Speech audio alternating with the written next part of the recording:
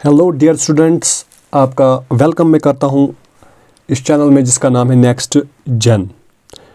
ठीक है, नेक्स्ट जन एकेडमी में आपका स्वागत है। और जैसा कि आप जानते हैं कि डिस्क्रिप्शन आपने पढ़ी होगी कि इस नेक्स्ट जन में हम 10th की जो हमारी साइंस की बुक है और 9th की साइंस बुक है, इसको हम कंप्लीट करेंगे। इसमें जितने भी हमारे कंसेप्ट्स हैं, जितने भी आपके क्वेश्चंस हैं, वो क्लियर हो जाएंगे।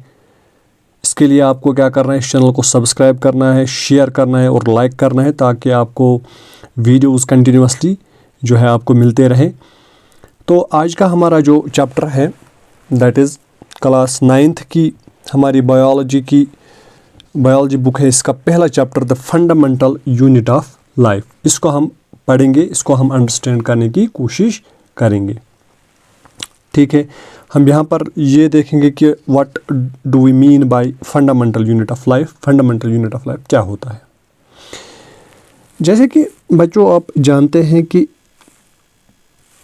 इस दुनिया में अगर हम अपने इर्द गिर्द नज़र डालें, ठीक है, अपने इर्द गिर्द अगर हम नज़र डालेंगे तो हमें इर्द गिर्द क्या दिखता है? हमें अपने आसपास एनवायरनमेंट दिखता है, ठीक है, जिसको हम माहौल कहते हैं। अब इस माहौल में हमें दो तरीके की चीज़ें मिलती हैं, ठीक है। एक तो वो जिनके पास लाइफ है, जिनको हम कहते हैं लिविंग ऑर्गेनिजम्स, ठीक है, लिविंग ऑर्गेनिजम्स। और कुछ ऐसे भी हैं जो कि ज़िंदा नहीं है, बेजान है, हम उनको नॉन लिविंग कहते हैं। यानी दो तरीके की हमारे इर्द गिर्द चीज़ें हैं हमारे माहौल में। एक तो कुछ ऐसे हैं जो लिविंग हैं, हम उनको क्या कहते हैं? Living organisms. और कुछ ऐसी भी चीज़ें हैं जो कि नॉन लिविंग है, उनको हम कहते हैं नॉन लिविंग थिंग्स, ठीक है। अगर आपसे मैं क्वेश्चन पूछूं कि आपको किस तरीके से लगता है कि कोई चीज़ लिविंग है या कोई चीज़ नॉन लिविंग है, तो आप कुछ उनमें कैरेक्टरिस्टिक्स, कुछ चीज़ें उनमें देखते हो जिसकी वजह से आपको लगता है कि ये चीज़ जो है ये लिविंग है, ठीक है, और ये चीज़ जो है ये नॉन लिविंग है। फॉर एग्ज़ाम्पल अगर हम मोटे तरीके से कुछ चीज़ें लें, जैसे कि आप देखते हो लिविंग ऑर्गेनिजम्स, आप कहोगे सर जो लिविंग ऑर्गेनिजम्स हैं ये ग्रो करते हैं, ठीक है, और नॉन लिविंग ऑर्गेनिजम्स ग्रो नहीं करते हैं, ठीक है, ये भी बात सही है। लेकिन ये पूरी तरीके से ये बात सही नहीं है, क्योंकि हम देखते हैं कुछ नॉन लिविंग थिंग्स भी ग्रो करते हैं, ठीक है। तो ये जो डिफिनीशन हमारी रही कि लिविंग थिंग्स या लिविंग ऑर्गेनिजम्स ग्रो करते हैं, ठीक है, while as non living things grow नहीं करते, तो ये डिफिनीशन हमारी सही नहीं है, क्योंकि कुछ नॉन लिविंग भी हैं जो ग्रो करते हैं, ठीक है। जैसे कि आपने सुना होगा कि माउंट एवरेस्ट, ठीक है, इस माउंट एवरेस्ट पे आप क्या देखते हो? हर साल कुछ सेंटीमीटर्स जो है वो इंक्रीज़ हो रहे हैं, ठीक है, कुछ सेंटीमीटर्स इंक्रीज़ हो रहे हैं। हाइट की अगर हम बात करें, माउंट एवरेस्ट की हाइट बढ़ रही है, तो अगर ये लिविंग होता तो ये बढ़नी चाहिए थी, लेकिन माउंट एवरेस्ट एक पहाड़ है, एक माउंटेन है, ये तो नॉन लिविंग है। क्या ये ग्रो नहीं कर रही है? बिल्कुल ग्रो कर रही है, ये बढ़ रही है। तो क्या हम इसको नॉन लिविंग कहेंगे? नहीं, इसको हम नॉन लिविंग ही कहते हैं, ठीक है। तो ग्रोथ की डिफिनीशन पर हम नॉन लिविंग और लिविंग ऑर्गेनिजम्स को डिफरेंशिएट नहीं कर सकते, ठीक है। तो हमें कुछ बेसिक चीज़ें याद रखनी है जो लिविंग ऑर्गेनिजम्स है। एक तो आप क्या देखोगे, इनमें रेस्पिरेशन होती है, ठीक है। अब आप बोलोगे सर रेस्पिरेशन क्या होती है? ये एक ऐसी लिविंग प्रोसेस है जो कि लिविंग ऑर्गेनिजम्स में होती है, ठीक है, जिसकी वजह से लिविंग ऑर्गेनिजम्स जो है एनर्जी बनाते हैं। क्या बनाते हैं? एनर्जी। ठीक है, क्योंकि एक लिविंग ऑर्गेनिज्म को क्या करना है? एक लिविंग ऑर्गेनिज्म को वर्क करनी है। ठीक है, इसको ग्रो करना है, इसको फॉर एग्जांपल रिप्रोडक्शन करनी है। क्या इन सभी चीज़ों में हमें क्या ज़रूरत है? हमें इन सभी चीज़ों को करने में हमें हमें एनर्जी की ज़रूरत है। तो वो एनर्जी किस प्रोसेस से बनेगी? वो एनर्जी तब ही बनेगी जब एक लिविंग ऑर्गेनिज्म क्या करेगा? रेस्पिरेशन करेगा। ठीक है, तो लिविंग ऑर्गेनिजम्स में आप क्या देखते हो? रेस्पिरेशन देखते हो। ठीक है, इसी तरीके से आप एक लिविंग ऑर्गेनिज्म जो है ये न्यूट्रिशन भी करता है। न्यूट्रिशन मतलब ये फूड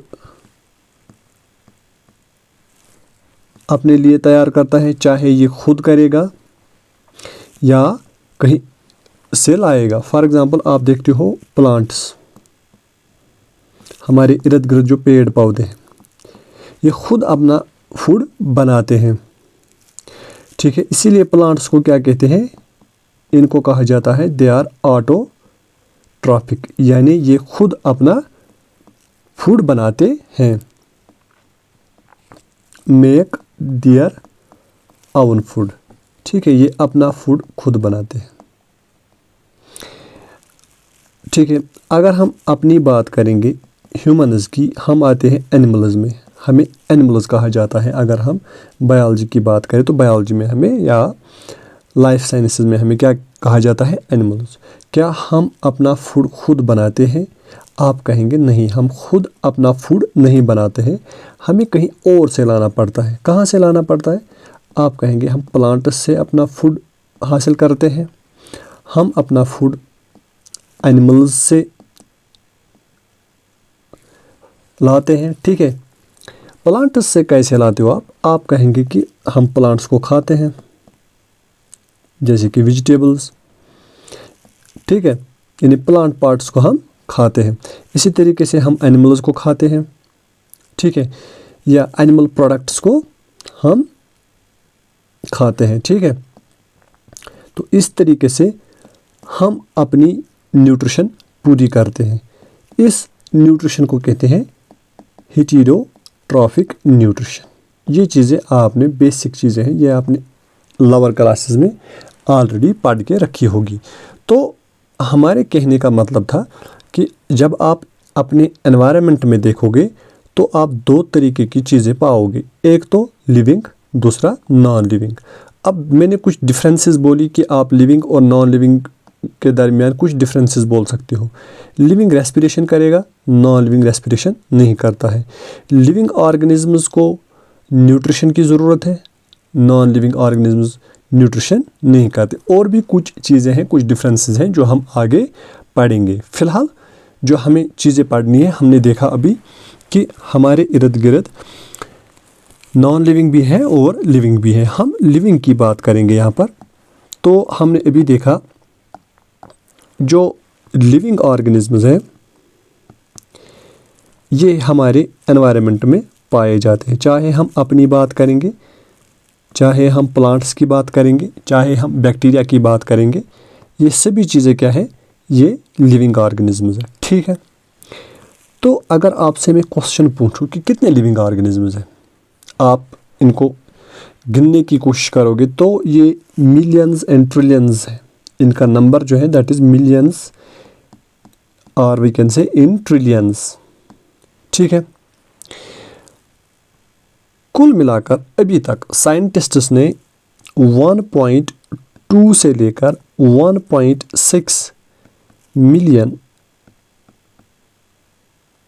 1.2 से लेकर 1.6% आउट ऑफ टोटल 100% में से टोटल 1.2 या 1.6 इस रेंज तक लिविंग ऑर्गेनिज्म जो है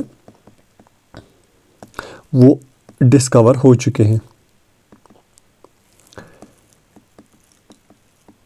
ठीक है, यानी स्टिल हमें अभी 98% स्पीशीज़ अननोन है या ऑर्गेनिजम्स अननोन है।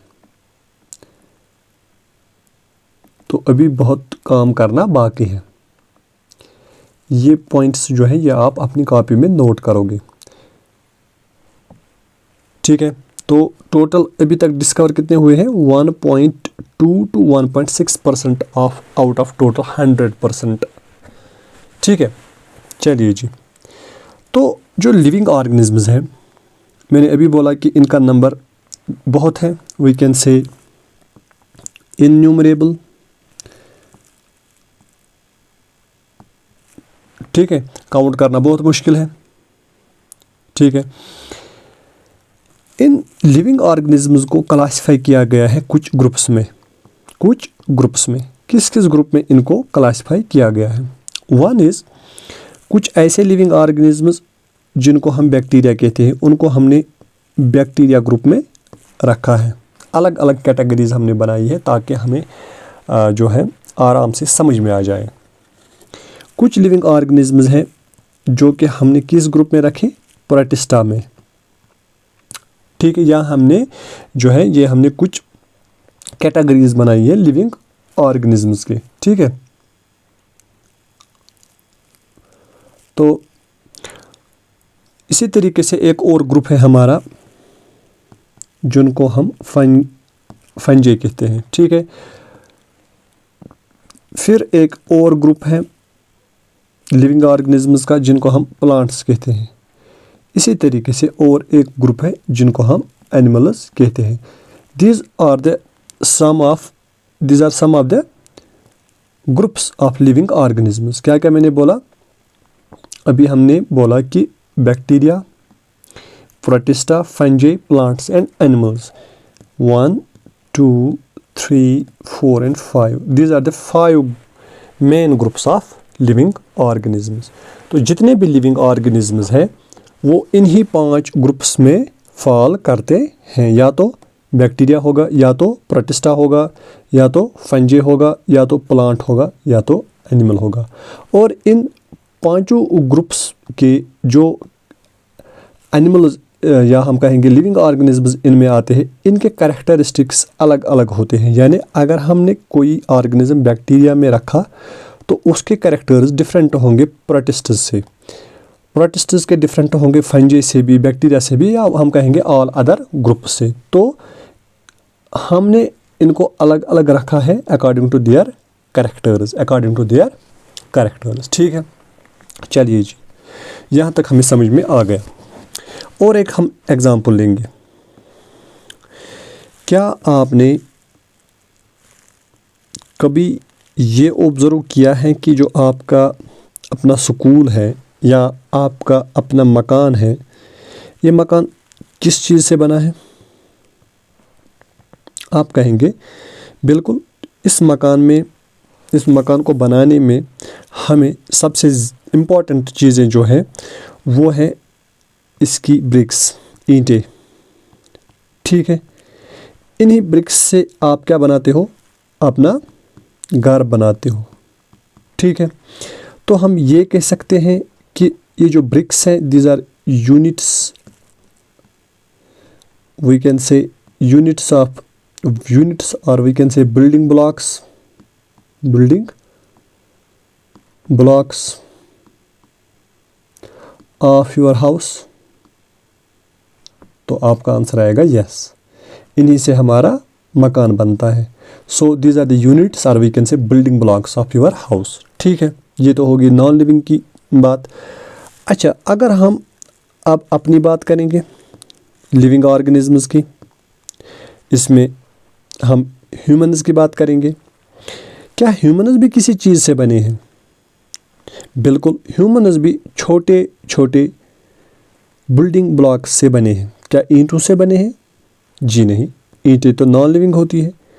कुछ छोटे छोटे चीज़ों से बने होते हैं लिविंग ऑर्गेनिजम्स। इन छोटे छोटे इन्हीं से एक लिविंग ऑर्गेनिज्म बनता है और इनको हम कहते हैं building blocks of living organisms, ठीक है। इनको क्या नाम दिया गया है? इनको नाम दिया गया है सेल्स। इनको नाम दिया गया है सेल्स। तो हम ये कह सकते हैं कि जो लिविंग ऑर्गेनिजम्स हैं, जो लिविंग ऑर्गेनिजम्स हैं, ये किन चीज़ों से बने हैं?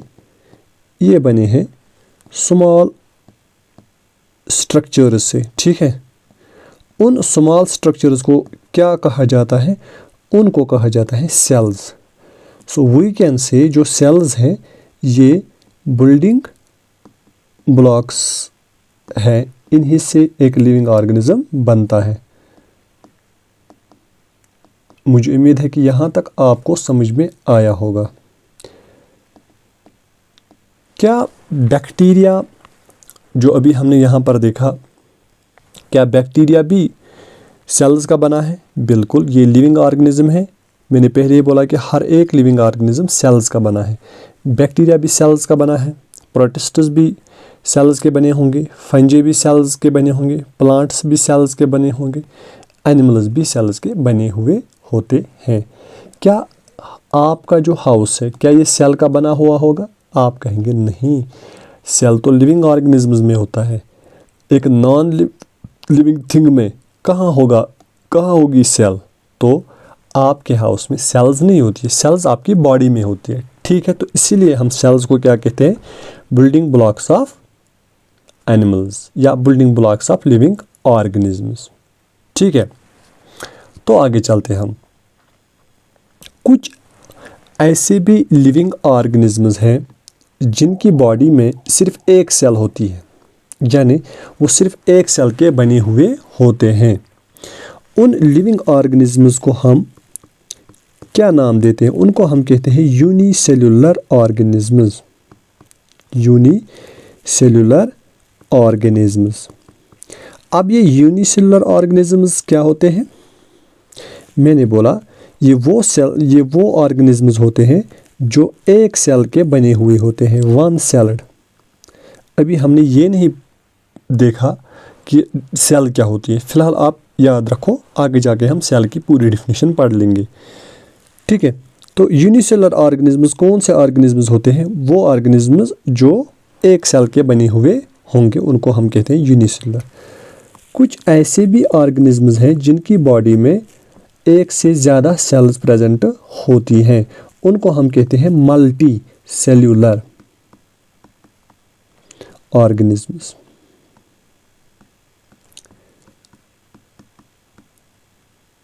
ठीक है, अब मल्टी सेल्यूलर ऑर्गेनिजम्स क्या होता है? ये होता है जिनकी बॉडी में बहुत सारी यानी बहुत सारी सेल्स होती हैं। इनको हम ये भी कह सकते हैं कि these are many celled organisms. ठीक है, इनको क्या नाम हम दे सकते हैं? इनको हम नाम दे सकते हैं कि these are many celled organisms. इनके बॉडी में बहुत सारी सेल्स होती है, इसीलिए इनको क्या कहा जाता है? Multi cellular organisms. ठीक है, यानी यूनिसेलुलर ऑर्गेनिजम्स वो ऑर्गेनिज्म होते हैं जिनकी बॉडी में सिर्फ एक सेल होगी। ठीक है, और मल्टी सेल्यूलर ऑर्गेनिजम्स वो ऑर्गेनिजम्स होते हैं जिनकी बॉडी में एक से ज़्यादा सेल्स प्रेजेंट होती हैं। तो ऐसे लिविंग ऑर्गेनिजम्स को आप क्या कहते हैं? ऐसे लिविंग ऑर्गेनिजम्स को आप मल्टी सेल्यूलर ऑर्गेनिजम्स कहेंगे। एग्जाम्पल की अगर हम बात करेंगे, यहाँ पर एग्जाम्पल यूनिसेलुलर ऑर्गेनिजम्स में आते हैं बैक्टीरिया। ठीक है, बैक्टीरिया क्या है? Unicellular organisms. इसी तरीके से एमूबा, ये प्रोटोजोअन्स में आते हैं, ये भी क्या है? One sailed. पैरामीशियम भी क्या है? One sailed. अच्छा जी, अगर हम बात करेंगे यहाँ पर मनी सेल्ड ऑर्गेनिजम्स के, जिनको हम मल्टी सेल्यूलर कहते हैं, इनमें कौन से ऑर्गेनिजम्स आते हैं? इनमें आते हैं फंजे।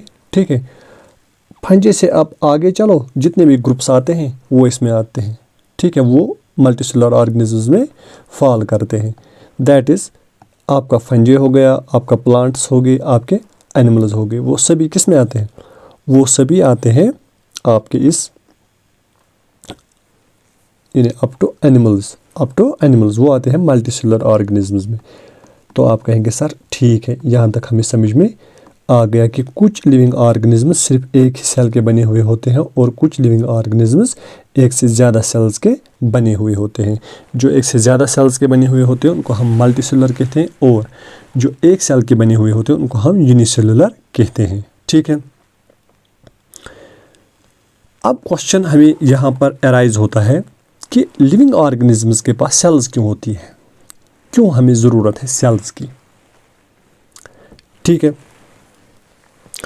चलो मैं आपसे एक कॉमन सी एक एग्जांपल आपसे शेयर करूँगा। मान लीजिए आप घर में हैं, ठीक है, आपको खाना पकाना है। आप क्या करोगे? आप बाहर जाके खाना लाओगे और अपने किचन में इसको तैयार करोगे। मैं आपसे क्वेश्चन पूछूंगा, क्यों आपने इस फूड को प्रिपेयर किया अपने किचन में? आप कहेंगे कि ये जो किचन है यहाँ पर वो सारी चीज़ें अवेलेबल थी जिससे ये जो फूड है ये तैयार हो सकता था, इसीलिए हमने क्या किया, इस फूड को प्रिपेयर किया। कहाँ पर? अपने इस घर में, इस घर के किचन में। ठीक है, अब मुझे बोलो, एक लिविंग ऑर्गेनिज्म है, ठीक है, ये यहाँ पर जो मैं ये बना रहा हूँ ये कोई लिविंग ऑर्गेनिज्म है। ठीक है, अब इसे भी कुछ काम करने हैं, क्यों नहीं? इसको काम क्या करना है? इसको एनर्जी बनानी है। ठीक है, इसको, जिसको हम रेस्पिरेशन कहते हैं, रिप्रोडक्शन करनी है, इसके लिए इसे एनर्जी चाहिए। ठीक है, तो लिविंग ऑर्गेनिजम्स में जो भी चीज़ें होती हैं वो रिएक्शंस की वजह से होती हैं। ठीक है, इनको रिएक्शन करनी होती है जिनको हम मेटाबॉलिक रिएक्शंस कहते हैं।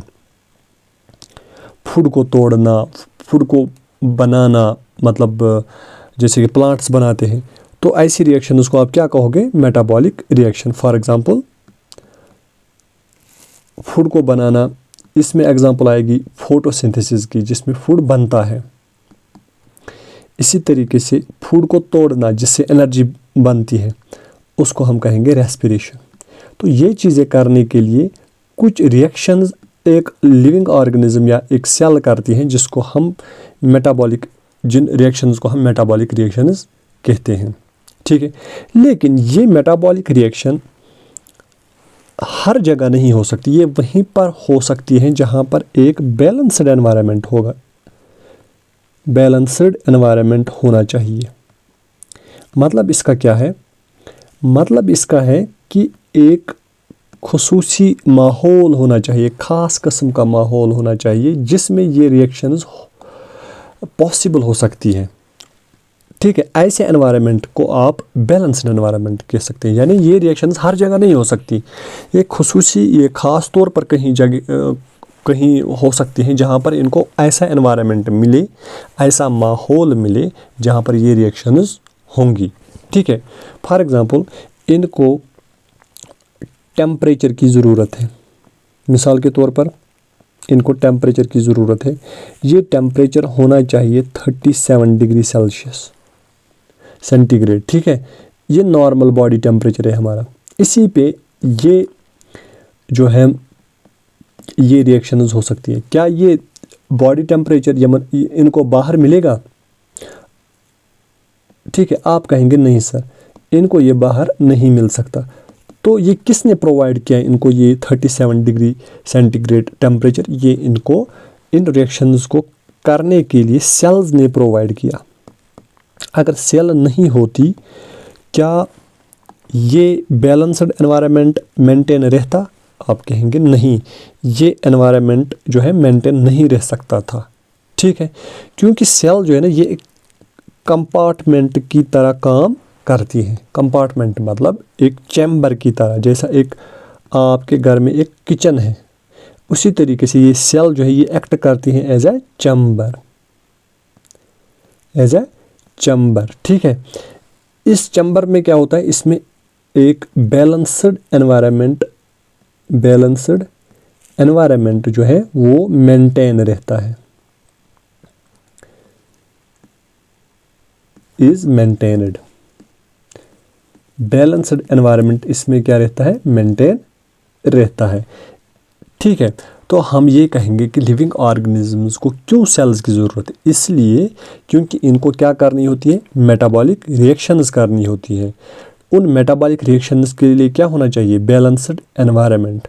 वो बैलेंस्ड एनवायरनमेंट तब ही रहेगा जब सेल्स होंगी, क्योंकि सेल्स क्या बनाती है, ये बनाती है चैम्बर्स, और उन चैम्बर्स में ये बैलेंस्ड एनवायरनमेंट बैलेंस्ड रहता है और ये रिएक्शंस पॉसिबल होती हैं इन्हीं चैम्बर्स में। ठीक है, यहाँ तक समझ में आ गया।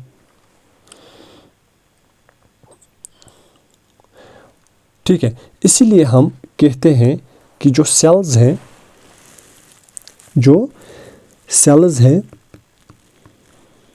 Sales are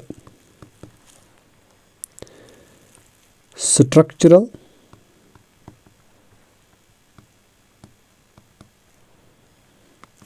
and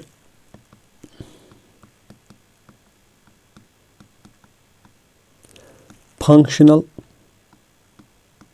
unit of life।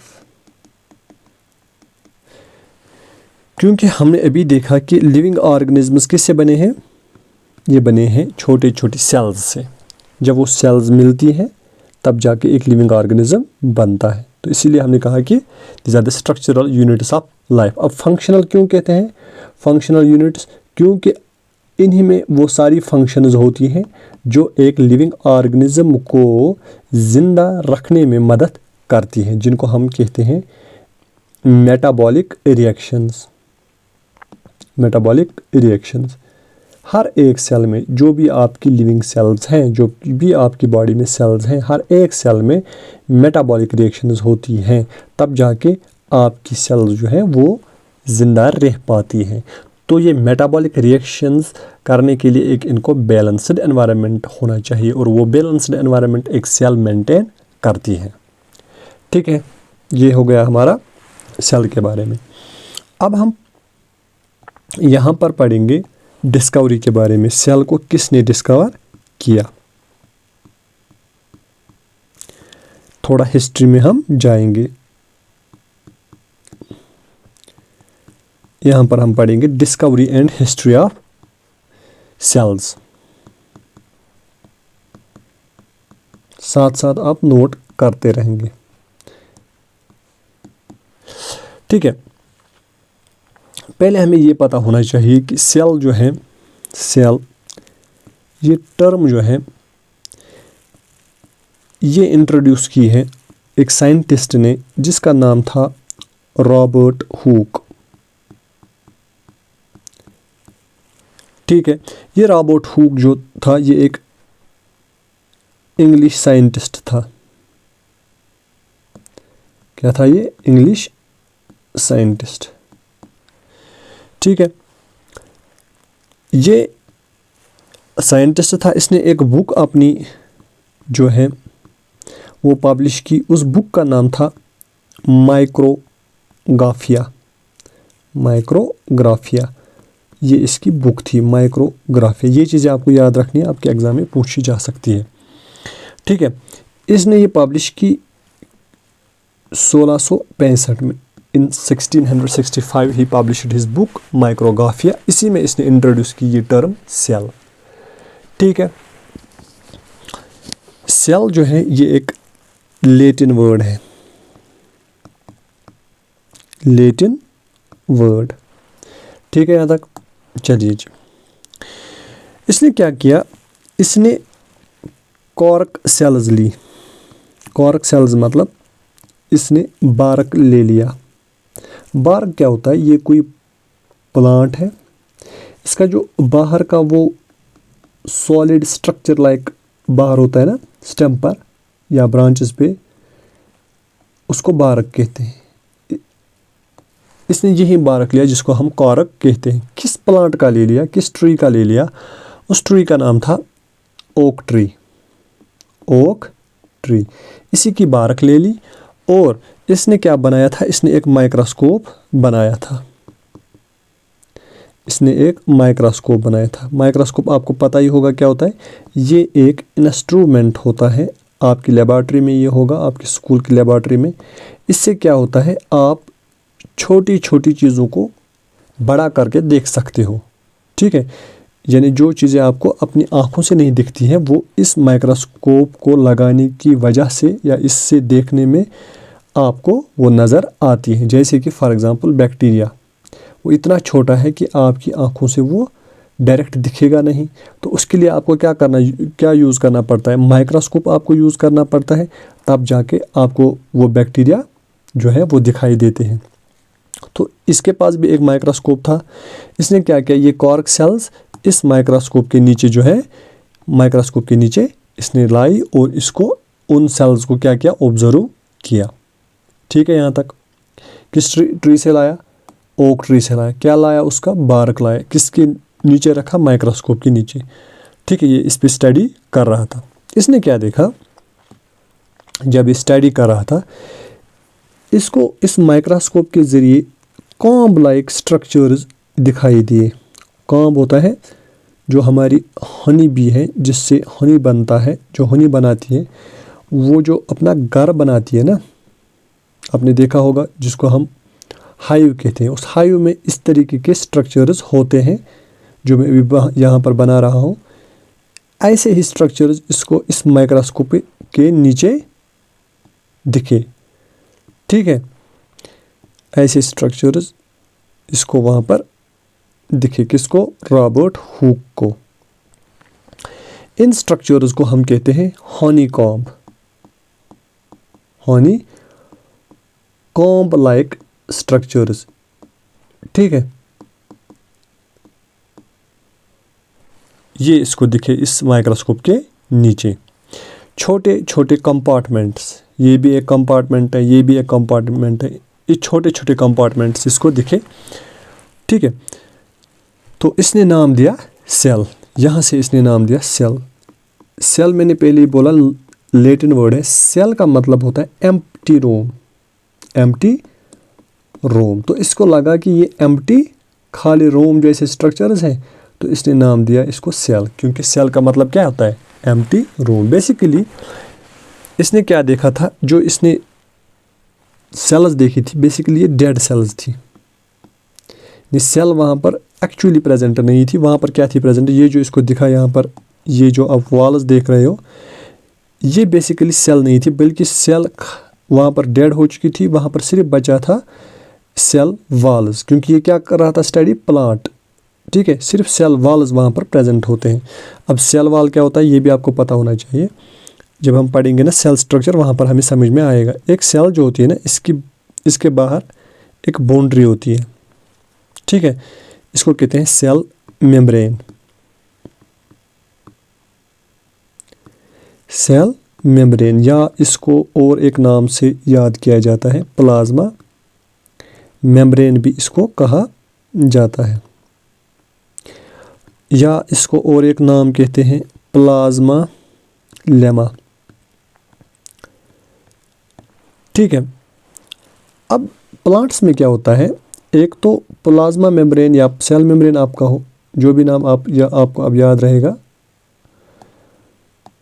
इसने क्या देखा, इसने और एक चीज़ इनमें पाई। प्लांट्स में क्या होती है, इसने नहीं बल्कि होती है, प्लांट्स में बाहर सेल मेम्ब्रेन के बाहर और एक लेयर होता है जिसको हम कहते हैं सेल वॉल। सेल वॉल, ठीक है, ये होता है प्लांट्स में, सेल वॉल प्रेजेंट प्लांट्स में। ठीक है, यहाँ पर मैं ये आप नोट करेंगे, एनिमल्स जो होते हैं, animals lack cell wall, animals के पास ये सेल वॉल नहीं होता है। ठीक है, जब वो स्टडी कर रहा था, ये जो प्लांट इसने स्टडी किया, इसने क्या देखा, इस माइक्रोस्कोप के नीचे इसको ऐसे हनीकॉम्ब लाइक स्ट्रक्चर्स दिखाई दिए। ये बेसिकली थे सेल वॉल्स। ये वाइट जो मैंने इधर बनाया, यही इसको दिखाई दिया यहाँ पर सेल वॉल्स। जो सेल थी वो डेड हो चुकी थी, क्योंकि बारक में डेड सेल्स होती है। ठीक है, लिविंग सेल नहीं होती, सिर्फ उसके सेल वाल्स प्रेजेंट रहते हैं, जिस तरीके से यहाँ पर आप देख सकते हो। ठीक है, तो क्वेश्चन आ सकता है कि रॉबर्ट हुक ने लिविंग सेल को ऑब्जर्व किया कि नॉन लिविंग को, ये डेड सेल को, आप कहोगे डेड सेल को। ठीक है, बेसिकली उसने सिर्फ सेल वाल्स देखे। ठीक है, जो उसके लिविंग कंटेंट्स थे वो ख़त्म हो चुके थे, तो इसने नाम दिया सेल। इसने नाम दिया सेल, बेसिकली इसने नाम दिया था सेलुलिया। ठीक है, प्लूरल फॉर्म है, इसकी सिंगुलर फॉर्म है सेलुला। तो इन्हीं इसने असल में टर्म दी थी सेलुलिया। ठीक है, इसी को आजकल क्या कहते हैं, सेल। तो इसका जो असल मतलब मानी है that is little room. Cell का मतलब होता है लिटिल रूम, या एम्प्टी रूम भी कह सकते हो आप, या लिटिल रूम भी कह सकते हो। ठीक है, तो आगे जाके फिर ऑब्जर्वेशंस हुई, नए साइंटिस्ट्स आए, नई नई चीज़ें सेल के बारे में पता चली। ठीक है, अब जो रॉबर्ट हुक ने माइक्रोस्कोप यूज़ किया था वो पुराना माइक्रोस्कोप था, प्रिमिटिव था। इसके बाद माइक्रोस्कोपी में भी चेंज आ गई, नए नए माइक्रोस्कोप्स आने लगे जिनका पावर, मैग्नीफाइंग पावर यानी चीज़ों को बड़ा करके देखना, वो इंक्रीज़ हो गया। और तब जाके बहुत सारी डिटेल्स हमें लिविंग सेल्स के बारे में और भी पता चली जो रॉबर्ट हुक को नहीं पता थी। ठीक है, इसके बाद और एक साइंटिस्ट आए जिनका नाम था एंटोन वॉन लीवनहूक। ठीक है, हाँ, और एक पॉइंट यहाँ पर आप ऐड करोगे यहाँ पर, हाँ मैंने बोला वो 1665 में। अब उसके बाद आए एंटोन वॉन लीवनहूक। ये जो एंटोन वॉन लीवनहूक थे, इन्होंने क्या देखा, इनका क्या कारनामा रहा। इसने अपना एक माइक्रोस्कोप बनाया था जो कि प्रिमिटिव से अच्छा था, यानी जो रॉबर्ट हुक का था उससे ये कहीं ज़्यादा अच्छा था माइक्रोस्कोप, इम्प्रूव्ड माइक्रोस्कोप था इसके पास। ठीक है, इसका जो मैग्नीफाइंग पावर था दैट वाज 300x, यानी 300 गुना ये चीज़ों को बड़ा करके देख सकता था। अब लीवनहूक ने जब इस माइक्रोस्कोप के नीचे देखा, इसने लिविंग सेल्स को देखा। ठीक है, इसने फ्री लिविंग सेल्स को ऑब्जर्व किया। He was the first scientist who observed free living cells. Robert Hooke ने डेड सेल्स देखी थी, लीवनहूक ने क्या देखा, इसने फ्री लिविंग सेल्स देखी फर्स्ट टाइम। ठीक है, कौन सी सेल्स इसने देखी, इसने देखी बैक्टीरिया की सेल्स। कब, डेट क्या था, 1674 में। ठीक है, उसके बाद और भी सेल्स इसने ऑब्जर्व की, जैसे कि RBCs जो आपके ब्लड में होती है, जिनको आप रेड ब्लड सेल्स भी कहते हैं, या जिनको मेडिकल टर्म्स में एरिथ्रोसाइट्स भी कहा जाता है। ठीक है, ये भी इसने बाद में क्या की, ऑब्जर्व की। उसके बाद और भी कुछ सेल जैसे कि ह्यूमन स्पर्म सेल्स भी इसने ऑब्जर्व की। तो क्वेश्चन यहाँ से आ सकता है कि फर्स्ट लिविंग सेल्स किसने डिस्कवर की या किसने ऑब्जर्व की, दैट इज लीवनहूक। ठीक है,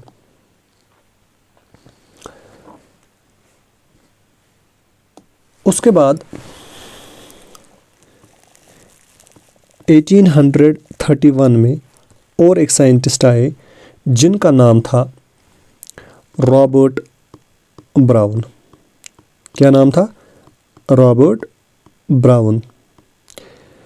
अब आप देखो 1665 से लेकर 1831 में रॉबर्ट ब्राउन ने क्या देखा, इसने बोला कि सेल में होता है न्यूक्लियस। तो इसने क्या डिस्कवर किया, न्यूक्लियस।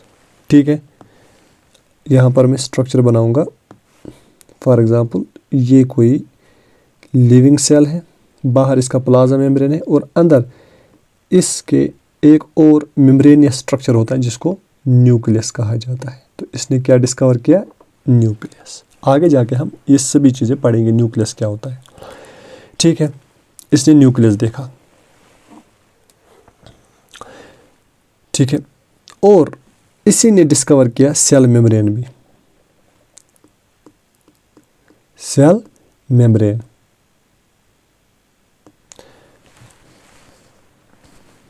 बल्कि इसने खुद नहीं देखा सेल मेम्ब्रेन, बल्कि इसके टाइम में, इससे पहले थोड़ा सा कुछ टाइम पहले सेल मेम्ब्रेन भी डिस्कवर हो गया था। तो इसने खाली न्यूक्लियस को डिस्कवर कर लिया।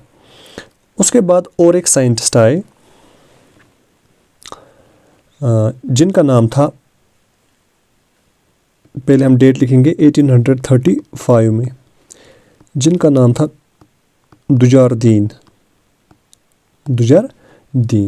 तो इसने क्या देखा?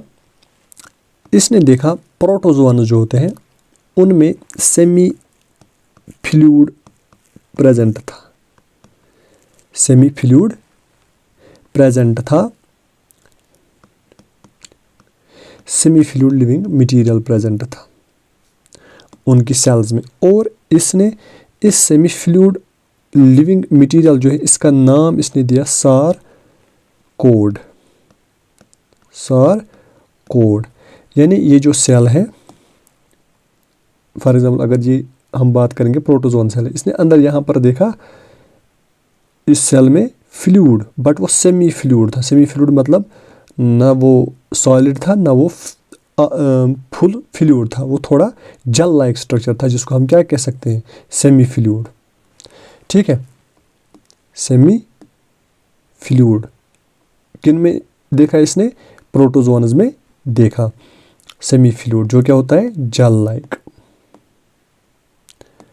चलिए जी, उसके बाद 1840 में और एक साइंटिस्ट आते हैं जिनका नाम था पुरकिंजी।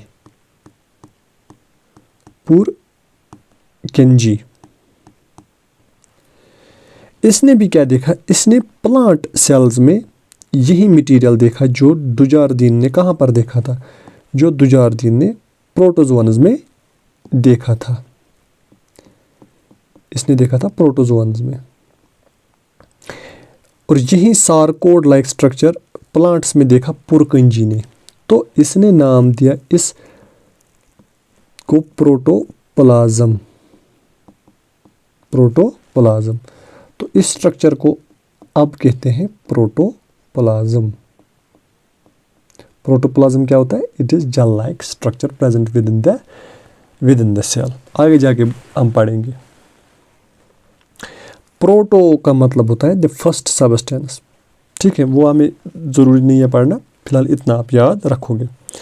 ठीक है, उसके बाद आते हैं साइंटिस्ट एक जिनका नाम था, जो एक बॉटनिस्ट थे, यानी प्लांट्स के बारे में पढ़ने वाले साइंटिस्ट को हम कहते हैं botanist.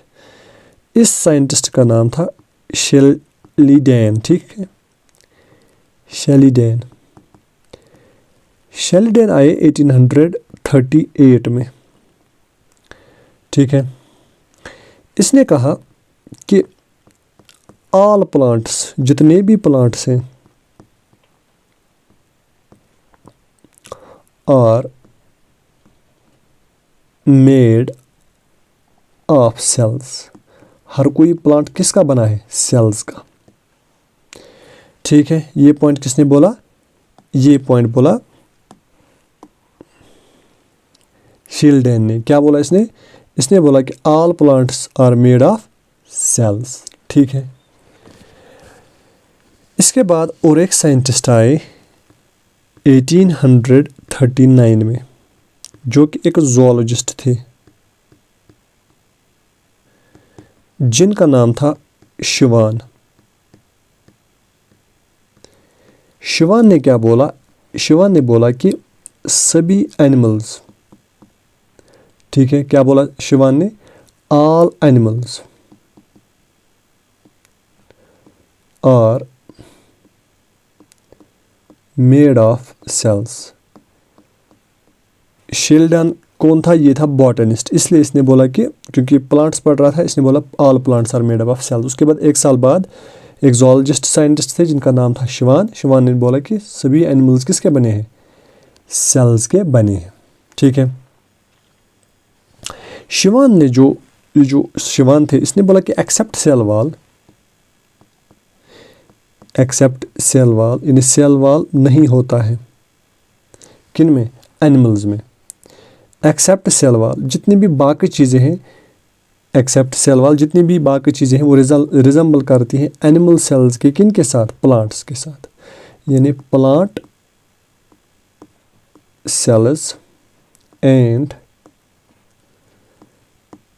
Animal cells somewhat resembles with each other, ये एक दूसरे के साथ मिलती जुलती हैं। Except the cell wall, cell wall के बगैर बाकी सारी चीज़ें इनकी मिलती जुलती हैं। ये किसने बोला, ये बोला शिवान ने। ठीक है, यहाँ तक आपको समझ में आ गया। मुझे उम्मीद है कि आपको समझ में आ रहा होगा।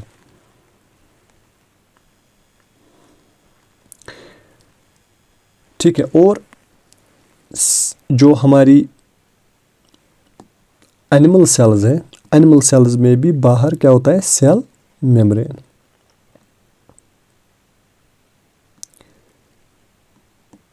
Cell membrane is present. यहां तक आया समझ में। तो इन दोनों ने, एक तो शिवान एंड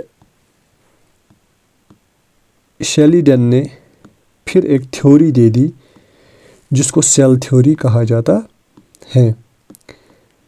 ठीक है, इस सेल थ्योरी में कुछ एजम्पशंस इन्होंने दिए। इन्होंने बोला कि जो प्लांट्स हैं वो सेल्स के बने हैं, जो एनिमल्स हैं वो भी सेल्स के बने हैं। ठीक है, ये कुछ पॉइंट्स हैं। और एक चीज़ उन्होंने बोला जो हम आगे पढ़ेंगे, फिलहाल आपको पढ़ना है कि 1858 में एक और साइंटिस्ट आए जिनका नाम था वर्खाव। ठीक है, इन्होंने क्या बोला, इन्होंने एक टर्म बोली, इन्होंने बोला ओमनिस सेलुला ई सेलुला। ठीक है, ये जर्मन थे, इन्होंने जर्मन लैंग्वेज में ये चीज़ बोली। इसका मतलब क्या होता है, ओमनिस सेलुला ई सेलुला, इसका मतलब क्या होता है? इसका मतलब होता है कि जितने भी नई सेल्स हैं, यहाँ पर मैं लिखूँगा ऑल, ओमनिस का मतलब ऑल, सेलुला का मतलब सेल्स, ऑल लिविंग सेल्स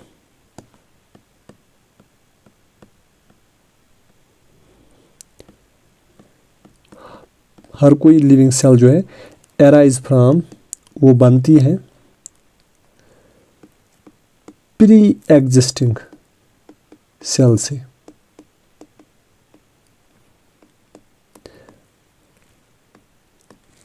ठीक है, all living cells arise from pre existing cell, यानी पहले से जो सेल्स प्रेजेंट होंगी उन्हीं सेल से नई सेल्स बनती हैं। इस तरीके से मैं यहाँ पर, ये कोई सेल है। ठीक है, ये सेल आगे जाके क्या करती है, डिवाइड होती है और नई सेल्स बनाती है। ठीक है, ये नई सेल्स बन गई। तो ये सेल जो है, this is pre existing cell जो पहले थी। फिर ये सेल जो है ये डिवाइड हो गई, यहाँ पर डिवाइड हो गई और दो नई सेल्स बन गई, न्यू सेल्स बन गई। ठीक है, हम ये भी कह सकते हैं न्यू सेल्स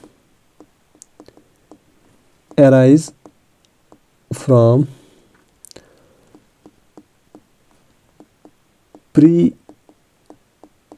एग्जिस्टिंग सेल्स। ठीक है, तो ये कॉन्सेप्ट किसने दिया? ये कॉन्सेप्ट दिया विर्खॉव ने कि ओमनिस सेलुला ई सेलुला। इसका मतलब क्या होता है? इसका मतलब होता है कि हर कोई नई सेल पुरानी सेल से पहले जो होती है ना सेल, उसी से बनती है। ठीक है, प्री एग्जिस्टिंग सेल जो पहले से मौजूद होगी सेल, उसी सेल से नई सेल्स बनती है। ठीक है, फिर जाके ये सेल्स जो है ना, ये सेल्स भी नई सेल्स बनाएंगी। ठीक है, तो उस टाइम आप इस सेल को प्री एग्जिस्टिंग कहोगे। यहाँ तक समझ में आया? चलिए जी आगे चलते हैं। तो ये जब इसने बोला कि ओमनिस सेलुला ई सेलुला, उसके बाद सेल थ्योरी में मॉडिफिकेशन आ गई। उसमें ये पॉइंट ऐड किया गया कि all pre existing cells give rise to the new cells. उसके बाद और एक साइंटिस्ट आए जिनका नाम था हैकल। इन्होंने 1666 में ये बोला कि जो हमारा न्यूक्लियस होता है सेल के अंदर, ये कोई सेल है, इस सेल में जो अंदर न्यूक्लियस होता है। ठीक है, ये तो पहले ही पता था कि न्यूक्लियस है, लेकिन इसने एक नई चीज़ बोली। इसने क्या बोला? इसने बोला इस न्यूक्लियस में स्टोर होता है, स्टोर यानी जमा, प्लस ट्रांसमिट यानी एक सेल से दूसरी सेल में कुछ चीज़ें जो है वो ट्रांसमिट होती हैं। एक तो स्टोर होती है इसमें, और कुछ चीज़ें इसी न्यूक्लियस की वजह से ट्रांसमिट होती हैं एक सेल से दूसरी सेल में। क्या चीज़ें, क्या होता है इसमें स्टोर और transmit? Heredity material. Heredity material. अब आप बोलोगे सर ये हेरिडिटी मटीरियल क्या होता है? देखो बेटा, हेरिडिटी मटीरियल वो होता है जो एक जनरेशन से दूसरी जनरेशन में ट्रांसफर हो जाएगा। कुछ ऐसी चीज़ें जो एक जनरेशन से दूसरी जनरेशन में ट्रांसफ़र हो जाएंगी। ठीक है, और इस हेरिडिटी मटीरियल पर क्या होता है मौजूद? इस पर मौजूद होता है आपकी जेनेटिक इन्फॉर्मेशन। अब आप बोलेंगे ये जेनेटिक इन्फॉर्मेशन क्या होता है? देखो बेटा, जो भी आपकी बॉडी है, चाहे इसकी शक्ल यानी हम कहेंगे एक्सटर्नल फीचर्स, आपकी नाक कैसी है, आपके बाल कैसे हैं, ठीक है, या आपके इंटरनल फीचर्स, किडनी, हार्ट, इनके फीचर्स, ये सब लिखा हुआ होता है किस में? ये सब लिखा हुआ होता है हेरिडिटी मटीरियल पर, जिसको हम जेनेटिक इन्फॉर्मेशन भी कह सकते हैं या जेनेटिक मटीरियल। यानी पूरा आपका कोड जो है ना, कोड वो इसी पर लिखा हुआ होता है। ठीक है, पूरा आपका कोड, आपकी इन्फॉर्मेशन इसी हेरिडिटी मटीरियल पर प्रेजेंट होती है। आपके बाल कैसे होंगे, आपकी नाक कैसी होगी, ठीक है, आपके ब्लड ग्रुप्स कैसे होंगे, आपकी सेल्स में कौन सी इन्फॉर्मेशन प्रेजेंट है, वो सब इन्फॉर्मेशन इसी हेरिडिटी मटीरियल पर प्रेजेंट होती है।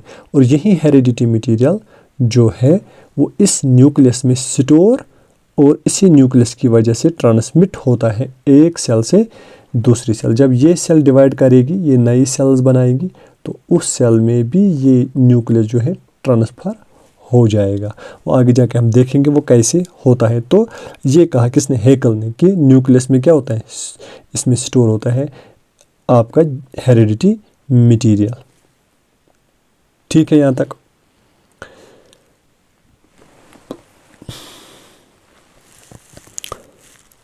उसके बाद जैसे कि मैंने बोला, सेल को देखने के लिए माइक्रोस्कोप्स धीरे धीरे अच्छे माइक्रोस्कोप्स बनने लगे। एडवांस्ड माइक्रोस्कोप जिसको हम इलेक्ट्रॉन माइक्रोस्कोप कहते हैं, इलेक्ट्रॉन माइक्रोस्कोप। इस इलेक्ट्रॉन माइक्रोस्कोप को डिस्कवर किया दो साइंटिस्ट्स ने। एक का नाम था नॉल और दूसरे का नाम था रुस्का। 1940 में इन्होंने इसको डिस्कवर किया। तो इसके बाद बहुत सारी चीज़ें और सेल के बारे में पता चलने लगी, जैसे कि सेल्स के अंदर कुछ ऑर्गेनेलीज होती हैं, वेरियस ऑर्गेनेलीज, वो भी पता चली कि ऑर्गेनेलीज प्रेजेंट होती है सेल्स में। ठीक है, तो हमने इस इलेक्ट्रॉन माइक्रोस्कोप ने हमें क्या दिया, इसने हमें अल्ट्रा स्ट्रक्चर दिया है। अल्ट्रा स्ट्रक्चर यानी और भी फाइन स्ट्रक्चर हम इसने प्रोवाइड किया सेल का, जिसकी वजह से हमें सेल ऑर्गेनेलीज के बारे में पता चली कि सेल ऑर्गेनेलीज भी प्रेजेंट होते। आगे जाके हम पढ़ेंगे कि सेल ऑर्गेनेलीज क्या होती है। फिलहाल यहाँ तक आज हम पढ़ेंगे। तो यहाँ तक हमारा लेक्चर नंबर 1 था। कल जो है हम लेक्चर नंबर 2 में इससे आगे चीज़ें पढ़ेंगी। तो आप ज़रूर इस लेक्चर में, क्योंकि हमारा पहला लेक्चर है 9th की बायोलॉजी में, तो इसके लिए आप कमेंट्स कीजिए कि आपको कौन सी चीज़ें समझ में नहीं आई, तो उसको मैं फिर दोहराऊंगा नेक्स्ट चैप्टर में। फिलहाल इस लेक्चर में बने रहने के लिए थैंक यू।